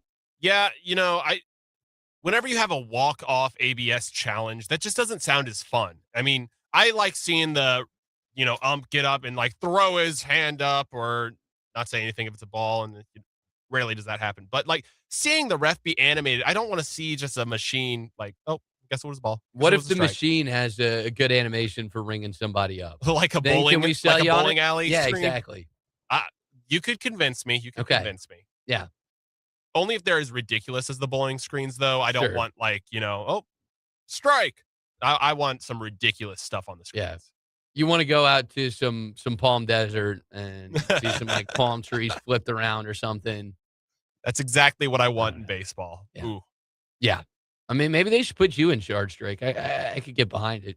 I don't think the baseball purist would like me that much. No, not even close. But I mean, I wonder what the umping union's going to do about this, because this is kind of, maybe infringing, and, they have very strict rules. I know a lot of other unions don't like automation and all of that. I wonder what they're going to do in the MLB. Yeah. And I'm interested to see too, as they start to take it out of the lower level of the game, is the training ground for umpires still going to produce, is this kind of an issue where you're going to kind of run yourself out of good umpires and thus kind of drive yourself further towards ABS because there's just not as much of a training ground for some of these young guys. Yeah, I don't. If this keeps on going the rate that it is, I say rate that it is, it's only been in 1 year, but I don't see us having full umps much. Yeah, I'd say 20 years from now, we won't have full umps. Yeah. At all. I mean, they did initially use the kind of fully automated, and then they sort of dialed it back to the challenge system like you see in the MLB. But I guess just when you talk specifically about baseball, like I don't feel like the strike is as a black or white thing. No. And maybe it should be. And that's kind of, I think, my sticking point with it. I know all these points have been made before, but. Yeah, I mean, we're just hearing parrots right now, but I mean, I don't know whether I want the human element of, hey, well, this has kind of been a strike. This is kind of not. But then again, I mean, that's kind of the game. That's what they do. I mean, the pitchers have to read what the ump is calling and adjust accordingly. With a machine, it's like, all right, I'm just going to throw here every single time, and it's going to work. Yeah. What else can you do? Yeah. Well, anyway, I we just don't thought have that much was worth power mentioning. here. Yeah. I don't know. Cardinals get it done 2-1 in the rubber match today. Took them 11 innings, but able to get over the line against the Mets. But a solid start for the Redbirds, Drake. I'm cautiously optimistic, I guess. I don't know. I don't want to be celebrating, the 1st of April. Hey, we won a series. We're doing good. I mean, there's only 102 games, or excuse me, there's only 156 games left of the season. So only? Okay. Well, I'll have to watch more Cardinals then, I guess, because I might miss a lot. Yeah. Whenever you root for these early, first week or two a series that we win, I mean, it's just sad because I remember being a Cardinals fan as a kid, and it was like, oh yeah, we're supposed to win these. These are automatics, and if we lose, it's a fluke. Who cares? We're gonna make it to the playoffs anyways. We're gonna be a good team. Now we're here, and it's sad. Is there anything that's kind of surprised you, at least through the first 6 games? Not particularly. I mean, what surprised me is that we're winning, if that counts as a point. I mean, the Cardinals, they have not been great. I will be the first to admit it. But I'm really excited for what some of our young talent is bringing in. That's what I am excited for. And, I mean, I don't really think there's, if you want to watch this season as a Cardinals fan and lose your sanity, I mean, by all means do so. But when you have your general manager, Chaim Bloom, coming out and saying explicitly, we're more than happy to sacrifice the short term for the long term, I mean, you kind of know what you're getting yourself into, right? And I think when you're watching this season, much more important than, the wins and losses is, hey, how do the young guys look? What are they able to produce at the plate? And So far, at least from Weatherholt, I mean, JJ has had no problems through the first 6 games. 7 hits for him, including a home run, 5 RBIs. Well, does it really even matter? I mean, they're going to get good and then go to the Dodgers because they have infinite money. That's all that's going to happen, right? Cardinals can at least, with arbitration, I would think keep it. Maybe, but I don't know. I hate the Dodgers. You'll learn this about me. My sports takes, I don't love teams. I don't love sports for, the love I have for my teams. I just hate everyone else that's not us. Sure. So, I mean, I like our young guys. I don't know. I wish we were winning. I wish we weren't where we're at right now. I wish we weren't in a rebuild where we're going to sacrifice the short term for the long term. Well, I mean, that's not the Cardinal way. We're supposed to have feeder leagues for that, I think. Yeah, I mean, that's the design. But, I mean, you look at kind of the last 5 years has been pretty much utter mismanaged. I don't really see any other way for them to do it. And outside of spending money that clearly they're not willing to spend, it's sort of like I just don't see any other way for them to do it, but to kind of scrap the whole thing. They did need to scrap the whole thing. Like logistically, if I was the GM, I mean, you would be doing the same thing. That's what I'm going to say. Yeah. I mean, he's a professional. I'm not, but I don't know. The St. Louis is going to break my heart again. I mean, we're in a rebuild with the Cardinals. We don't have an NFL team. I need to tell you about that. Andy is the most blunt person I think I've ever met. I was talking to him about the Rams and how they left earlier today, and he just broke my heart. I'm always hopeful that an NFL team will come back, but you make that face. Am I the only person out of the loop right now? I don't get why we can't just amend things. Why can't we just make peace? I mean, you can amend all you want. I'm just saying they're not headed back to St. Louis. I'm not saying the Rams. I'm saying any team. That's all I want. Yeah. Anyways, I'm getting off topic. The Blues. We're going to talk about them later. They're going to break my heart again. Lose. Don't tell me you're buying that, Drake. They sold the whole team 3 weeks ago. Well, it shows how little puck knowledge I have, but I don't know. It's enjoyable watching Cardinals now than from the past 5 years. I'll give you that. Okay. I like it. It's fun. I don't like where you're setting the bar, though. You don't like what are we supposed to do? It's either I have too big of ambition. We're supposed to have feeder leagues for that. We're not in that place right now. And then as soon as I say, I'm kind of happy where we are right now, and then I don't like how low you're setting the bar. I don't know. What do you want me to say? I don't know what I want you to say. Look, I'm not happy in, the reference of my life. I'm not happy with the Cardinals, but in the last 5 years, I'd say I'm content. I see future. I see actual players. Who are the guys you think they can completely build around, and who do you think maybe kind of gets phased out? Like in terms of Burleson and Gorman, are those guys you see for the long haul with this team? I want to say Gorman. Yeah, I want to keep him. Okay. If the other guy goes, then so be it. Yeah. But I'd rather keep both, of course. But apparently that's too much to ask for in this world. Sure. I honestly, at this point, they could sell the whole team and start over next year, and I probably wouldn't care at this point. It's just sad. It's a sad, sad day. Mason Wynn, Victor Scott, Ivan Herrera, any of them move the needle for you? I really like Wynn. I really like Wynn. He is fun to watch. Yeah, and we've seen the speed a couple times. Parrot doubles already for him on the season. I mean, that's kind of the question, I think, with Wynn, right, is how much can the bat come to life this year? And you saw it with the defense last year. The question is, can he just hit well enough to stay in the lineup consistently? I suppose he's going to be in the lineup. Can he hit well enough to be a star in this league? Right? Like, I don't know if that's going to happen, but I mean, I'd love it if that's. Yeah. I don't know. How young is he? He's pretty young. He's 25. 25. I mean, he's got time. Yeah.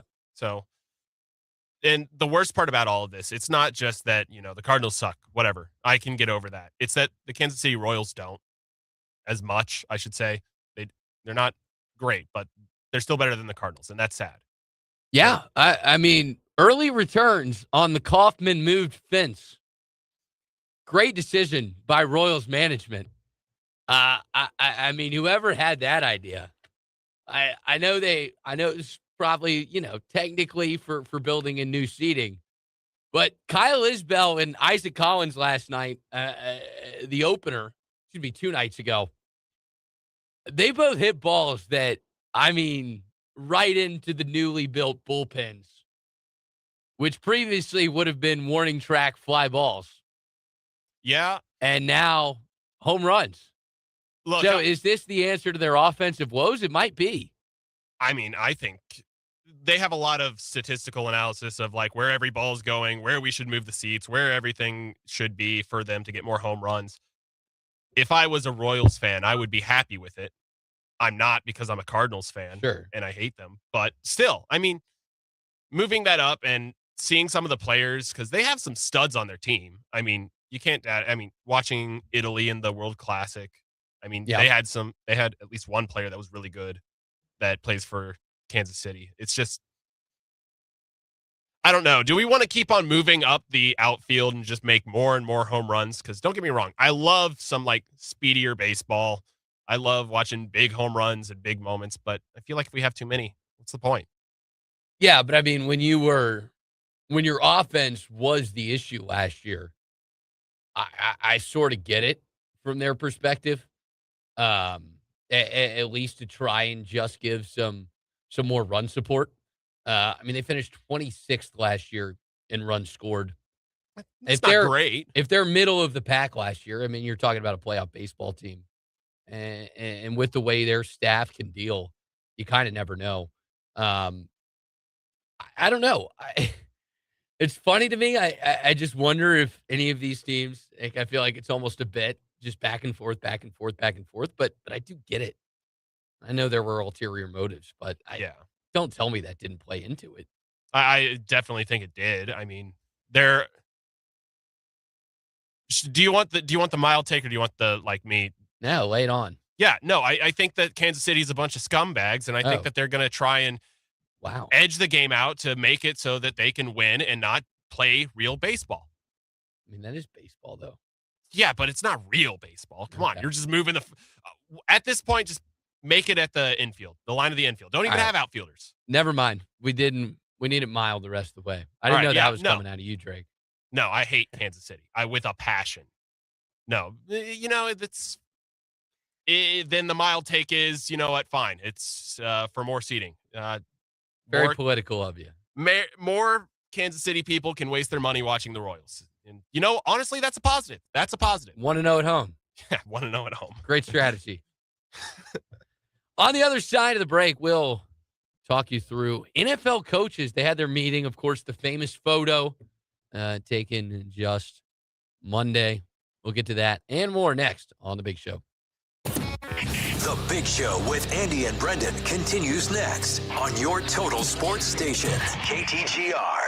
I stopped smoking with Mark Patrick's hypnosis when nothing else worked. 1 year later, my wife Michelle and I attended the Mark Patrick weight loss hypnosis seminar. In 2 months, lost 43 pounds, and she lost 18 pounds. And we feel great. Hypnosis, only $59.99. Thursday, April 23rd at the Capitol Plaza Hotel and Convention Center in Jefferson City. Weight loss hypnosis, 5:30 p.m. Stop smoking hypnosis, 8 p.m. Or Saturday, April 25th at the Courtyard by Marriott in Columbia. Weight loss hypnosis, 11 a.m. Stop smoking hypnosis, 2 p.m. Register at markpatrickseminars.com. Hi, I'm Sheila, the owner of Midmo Telecom and Security. Zimmer makes it very easy for us to meet our marketing needs. Always full of ideas, creative opportunities, and always willing to hear what we need to meet our goals. Our biggest return has really come from Zimmer. We get testimonials all the time from our clients saying, hey, we heard your ad. It was really great. It was funny, and they remember it and it sticks out. We've actually been with Zimmer for 9 years now. We couldn't be happier. You know business, we grow business. ZimmerCommunications.com. My name is Taylor, and I have had insurance with Phyllis Nichols and her team for over 9 years. One of our early claims we had to make, unfortunately, was from a hailstorm. And as soon as that first hail hit our house, I texted Phyllis and I said, oh boy, we're in trouble. Phyllis walked us through everything, made everything very seamless. Phyllis made it so easy. Her team followed up, checked in, and really went to bat for us. When things weren't moving properly, she would make sure that everything was accounted for, and she really just did an above and beyond job for us and everyone we referred her to.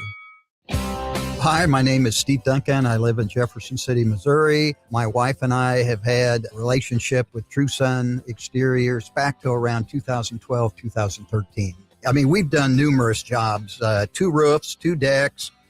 They've always been very responsive when we've called. They've always treated us fairly. The big thing that we have noticed with contractors, whenever they do a job, they keep you informed. The communication is ongoing throughout the job. And the big thing is they clean up every day. You know, if at all possible, there's no mess left. There is a very close personal relationship with those guys, and we very much appreciate that. Kind of like dealing with a family. This is why I would recommend True Sun. The difference between a house and a home is the attention to detail. At True Sun Exteriors and Interiors, we'll turn your vision of a dream home into a reality. For more information or a free estimate, go to TrueSunExteriors.com. TrueSunExteriors.com. They can't shoot it straight on the golf course, but they can shoot straight on the biggest sports stories in mid-Missouri. Back to Andy and Brendan on The Big Show on KTGR. Big Show here on KTGR, Wednesday, April 1st. No Andy, no Brendan, Billy Jones alongside Drake Whitman. Been a fun show so far. And yeah, we should take out those liners before people start thinking that Andy and Brendan are coming back since they got fired, right? Yeah, no, exactly. Yeah. Don't want to have that was almost my under the bus today. Almost went after April Fool's Day, man. I over hate it. April Fool's Day. I'm over it. No, well, you seem to be leaning into it. Well, yeah, it's funny for the joke. Haha, very funny. It's radio. We're supposed to do it. But whenever it's around the office, it just makes me mad. It just makes me mad. I was going on Twitter, man. I'm just sick of seeing nonsense. No, I have a funny story. Last year, it almost brought me to tears. It was like really early in the morning. I wasn't fully awake, and I look at a post from Barstool, Missouri, which first mistake, right? And it said that Eli Drinkwitz is leaving to be the OC for the Colts, and it got me bad. Should I have believed it? No, but I'm a gullible person. I really am. I stay off of Twitter because sure, I get got a lot. I can't help myself. Can't help it. I love it. It sucks because like working in like all this, you kind of have to see what's on Twitter, and then April Fool's Day just screws everything up. Yeah. NFL head coaches meeting and a lot to discuss in terms of new blood. Record tying 10 head coaching changes this year, Drake. I'm curious.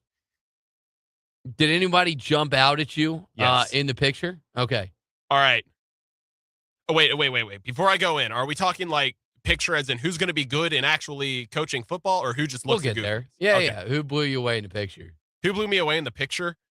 I'm going to go the opposite way with this. I feel so bad for Dolphins fans. Yeah. Because they probably thought, hey, Mike McDaniel fired. We don't have the weirdest, skinniest looking guy on the picture. And then they go and get this guy. I mean, he looks like, about Jeff Hafley? Yeah, Jeff Hafley. He's not like terrible. He's better, but he still looks, he's got a little like private pile grin going on. And it's just not great. Liam Cohen, he just always looks stoic. Yeah. And he's kind of just, it Greetings looks like Marcus Aurelius. Looks like he was asked to join the picture at the last second and he didn't want to be pulled away from the bar. He's just kind of sitting there with his arms crossed. I can empathize with that. Yeah. I mean, all of us can. I was more astounded by who wasn't there. McVay and Munkin. Yeah. It's your first picture and you miss it for a haircut?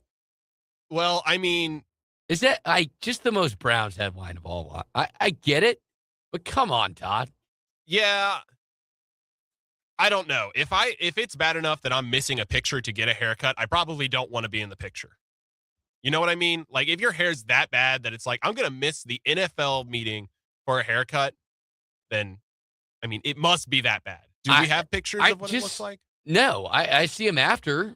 It looks fine. Yeah, well, that's That's I mean, you got got to have your diary, with your schedule. Can't be missing details like that. Yeah. I mean, we saw the after, and if it's just fine, that makes me worried for what the before looked like to miss this picture. That's what I'm trying to say. Sure. It must have been god awful. Yeah. I don't know. I mean, Todd Monken, what? I have other feelings about the Browns. We're going to get into that whenever we actually start rating the coaches. So I'm curious to get your thoughts, Drake.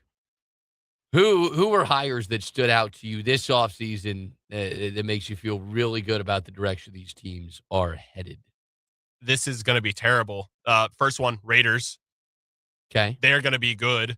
They spent a lot of money this offseason. They have, I believe in Fernando Mendoza, who will probably go number one for them. And he just won a Super Bowl with the Seahawks. I mean, what more could you ask for in a coach? Yeah. And I think especially getting the offensive-minded guy with your new quarterback. Like, I think that's something that I think could bode really well for his development. Yeah. Now, the question is kind of how long can you stay in that young growth period? How much patience do they have with Kubiak? Obviously, his dad did it at a high level for a long time in this league. But, as anybody with a rookie head coach, like there are going to be some speed bumps. Well, I mean.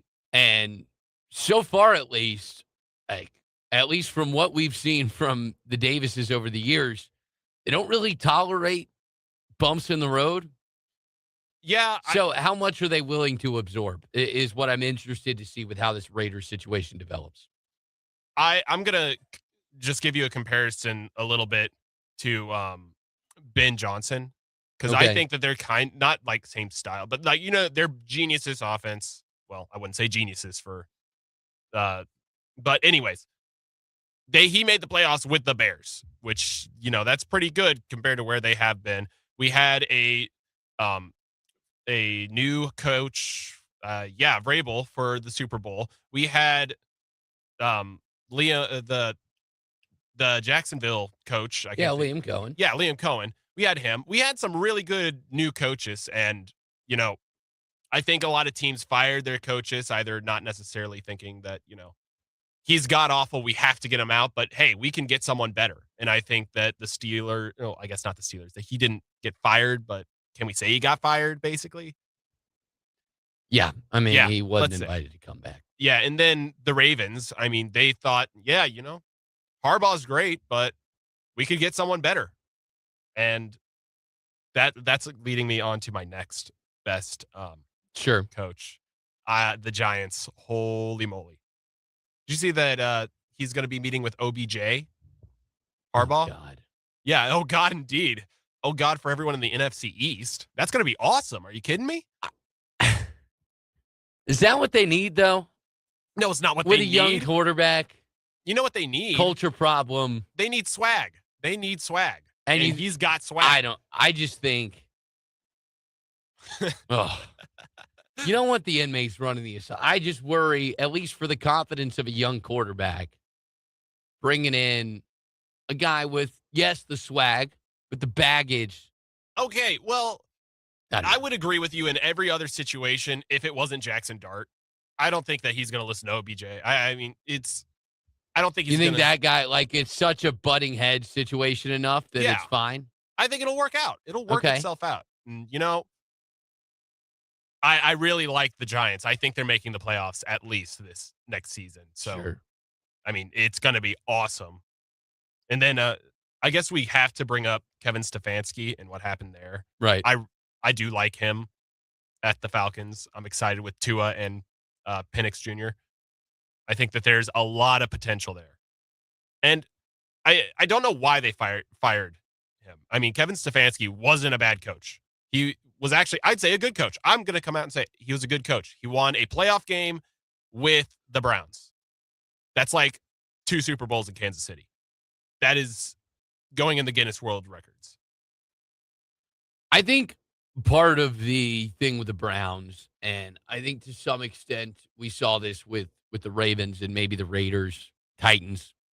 Although the Brian Callahan situation was different because he was incompetent as well. But yes, everyone wants to push the blame away from themselves, right? And when you have an organization that's dysfunctional, it's easy to just keep kicking the can down the road. And I think that's part of the reason you saw Stefanski go is eventually people get fed up. The fans are angry with the poor results, and they're just asking for something. They had a Pro Bowl anything to quarterback. change. I feel like that should be enough for Browns fans. They had a Pro Bowl quarterback. Thanks, Drake. Yeah, you're welcome. I mean, No. we got to bring that up every time. I mean, he he won a couldn't playoff win game with a Pro Bowl quarterback. No, but this kind of brings me to the bigger point, and this is sort of, where I'm interested to see what happens with the Ravens and the Giants respectively. Obviously, you're looking at a difference in roster, but there's always a place to assign blame. And the Ravens decided that what they wanted to hold on to was Lamar Jackson. I think that was idiotic, but you think so? Yeah, no, I don't think Lamar. I mean, because when you run into the same roadblock over and over again, you can't clear it. Eventually, something's going to have to change. And the question was, is it Harbaugh or Jackson? And ultimately, they go with Jackson.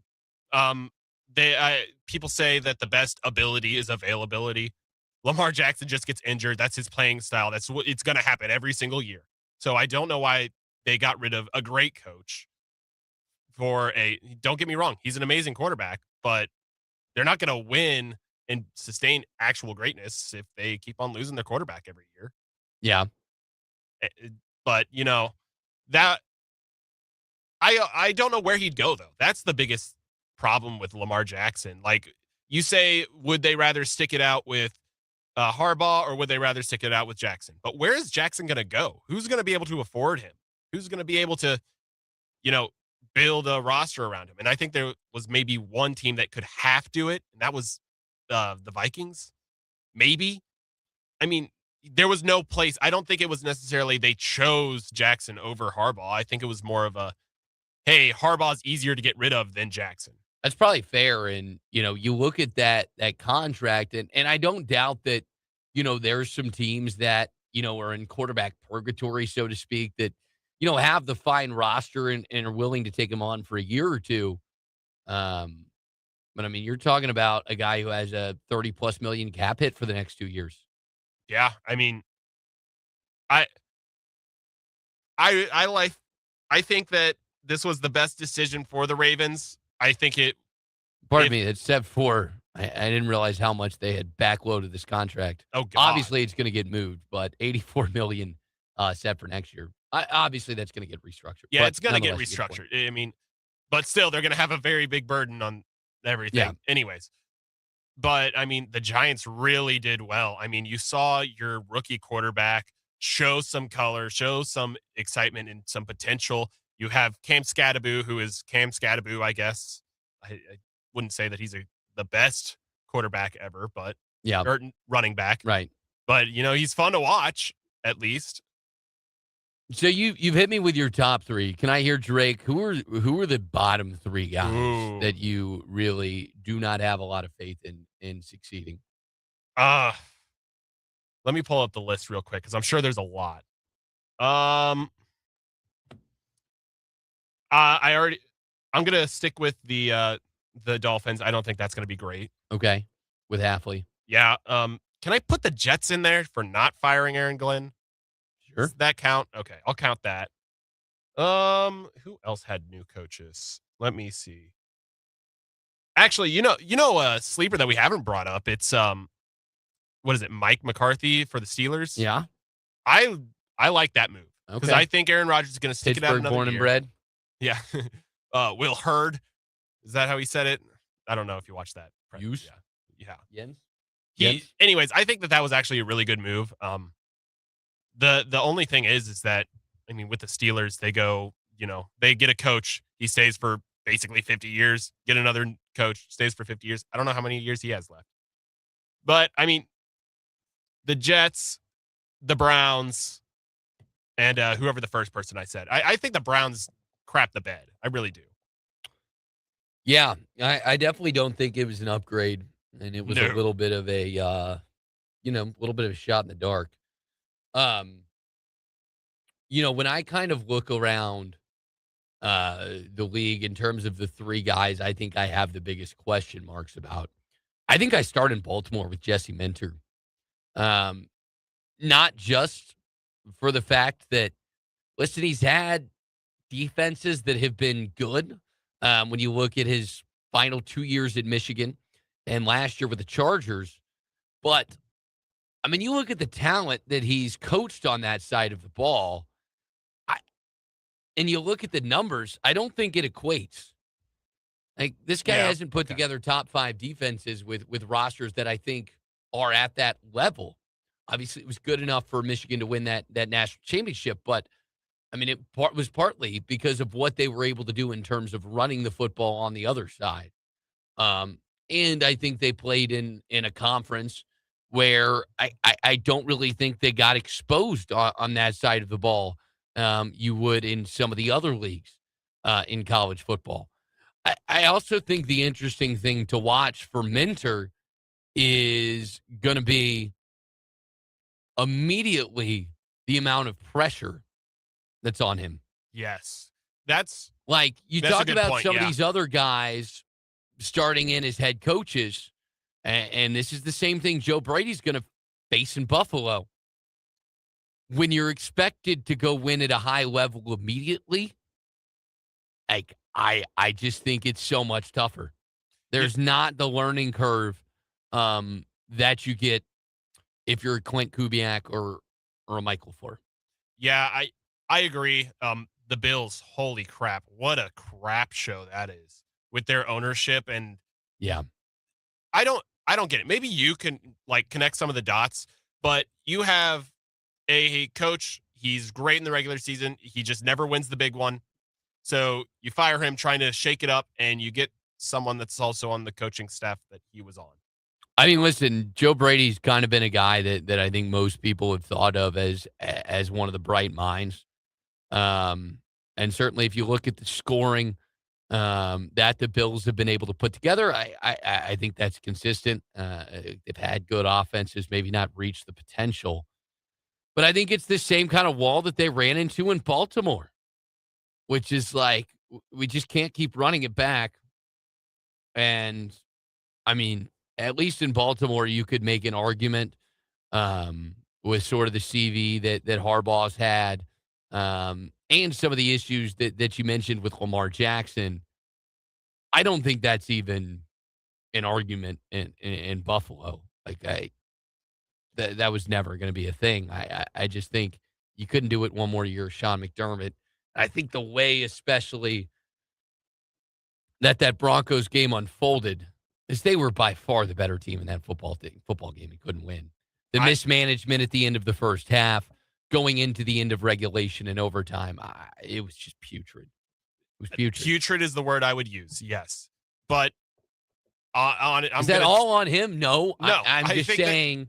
Okay, well, let's say that you are able to do something great with nothing. Imagine if what they could have done with at least like a competent GM. Heck, even less like barely not competent GM, because that would be better than Jim Beam.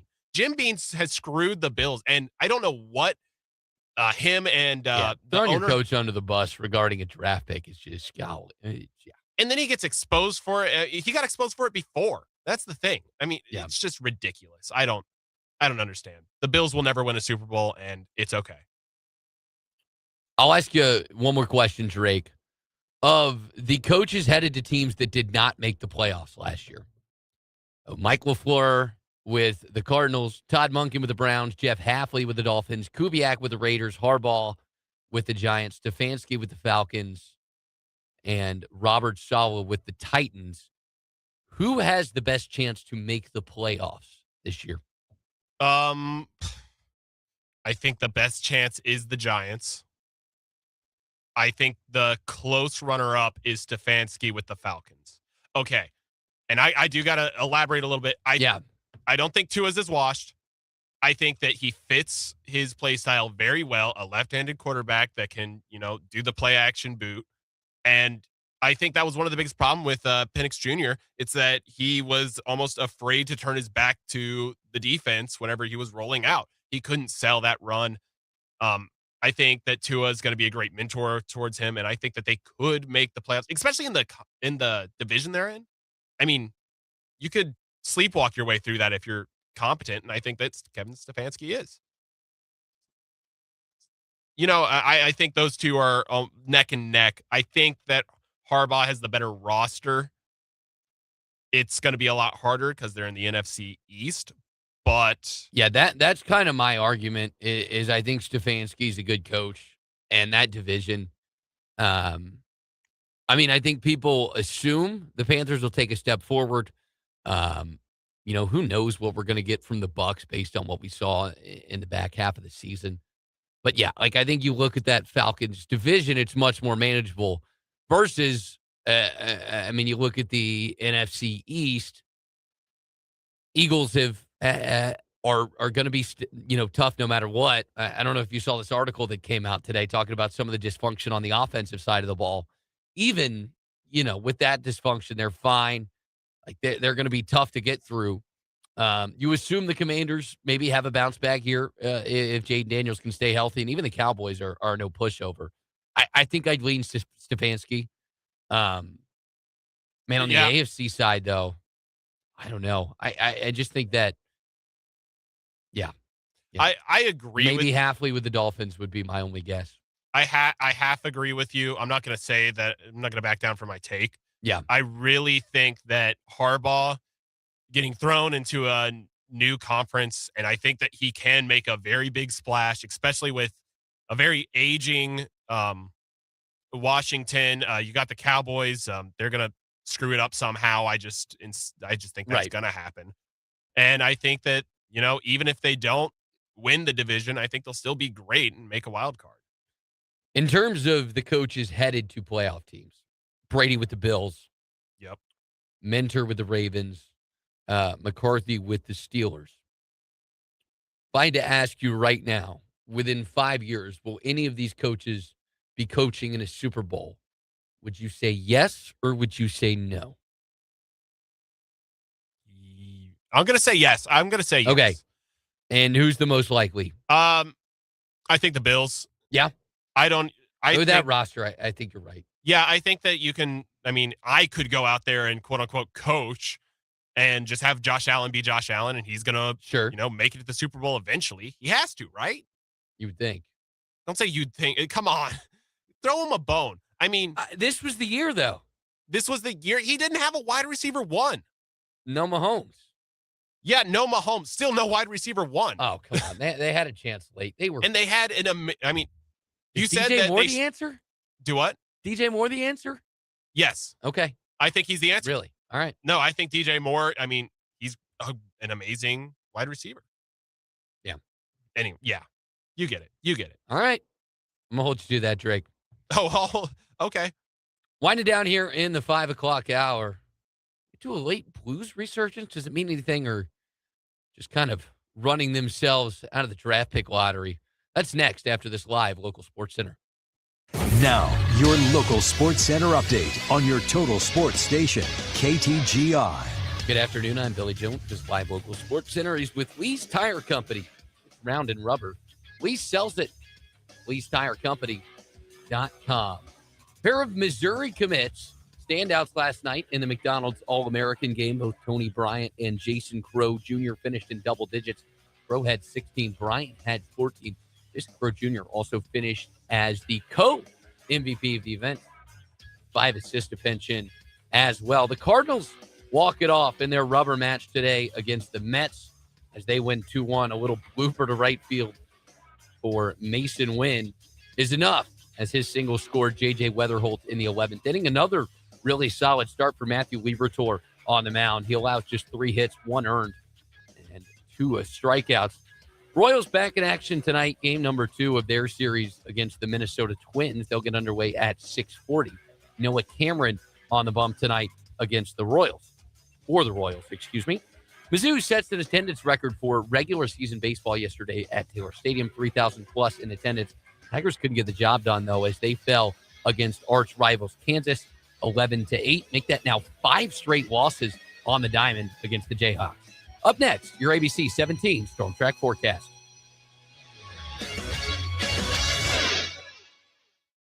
I'm ABC 17 Storm Track Chief Meteorologist Jessica Hafner. I'm tracking scattered showers and thunderstorms this evening. Some could bring heavy rain and small hail. We're going to see temperatures remaining around 60 overnight. Tomorrow, mostly cloudy with rain in the morning. As rain exits, we'll see warmer temperatures in the afternoon, making it back up into the low to mid 70s. I'm ABC 17 Storm Track Chief Meteorologist Jessica Hafner, and that's your ABC 17 Storm Track forecast on your total sports station, KTGR. On Simmons Field. Swinging a ground ball, hit past third and the left. That's a base hit. And across the SEC. Fastball, swing and a miss. He struck him out. The Tigers are ready to roar. There it goes. Long drive, deep right field. That is gone. This is your radio home for Mizzou baseball. The Tigers win this one in a walk-off here in the bottom of the 9th inning. Mid-Missouri's total sports station, KTGR. Save big money on your spring project at Menards. Fresh green grass makes your yard look effortlessly elegant. And Menards offers a wide variety of grass seed options for every type of yard. A 3-pound bag of sunny or shady area grass seed will provide you a lush lawn this spring. On sale now through April 5th. Plus, visit Menards.com and check out all the great deals happening now. Save big money at Menards. Lose weight or stop smoking with hypnosis guaranteed or your money back, only $59.99. Hypnosis designed to destroy unwanted cravings, late day eating binges, boredom eating, stress eating. Also stop smoking with hypnosis. No matter how many times you tried to quit, this hypnosis is designed to destroy your desire to smoke without cravings, irritability, weight gain, or your money back. Hypnosis Thursday, April 23rd, Capitol Plaza Hotel and Convention Center in Jefferson City. Weight loss hypnosis 5:30 p.m. Stop smoking hypnosis 8 p.m. or Saturday, April 25th at the Courtyard by Marriott in Columbia. Weight loss hypnosis 11 a.m. Stop smoking hypnosis 2 p.m. Register at markpatrickseminars.com. The best thing about spring is that there's no single best thing about spring. It's all good. Golfing, peeing off the deck. Grilling, peeing off the deck. You can do everything outside again. Peeing off the deck. Practice your aim at cornhole and peeing off your crutch's deck. You don't want to hit those railing posts. All the beauty and fun of spring just go better with Crutch's Custom Exteriors. True beauty is on the outside. See what they can do for you at CrutchesCustomExteriors.com. Shangri-La Dispensaries has always been there for your medicinal and recreational needs. Now they need your vote in Best of Columbia 2026. Voting is open for Inside Columbia's Best of Columbia, and Shangri-La is up for Best Dispensary. You can vote for Shangri-La once a day between now and April 12th. Just go to InsideColumbia.net. Shangri-La would like to thank all their loyal patients and customers for letting them be there for your medicinal and recreational needs. Shangri-La Dispensaries is Paradise Found.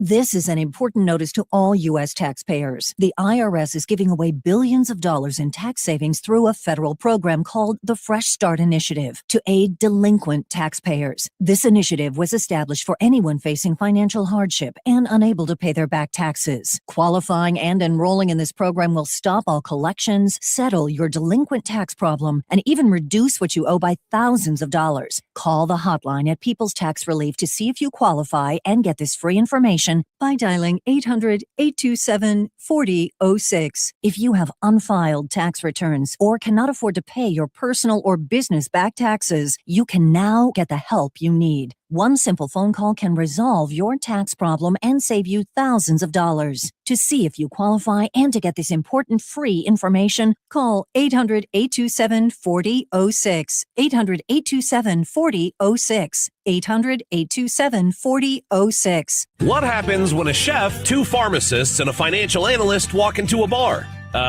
They buy it. And then they tell people from all walks of life to come enjoy it with them. Big flavors, bigger burgers, local brews, handcrafted drinks, and a game of pool or two. See, billiards was built by people like you. A teacher, a receptionist, and a cashier walk into billiards. What happens next is up to you. Looking on down for burgers and beer. Billiards on Broadway. Call your shot at billiardsonbroadway.com. Tired of calling Andy and Brendan?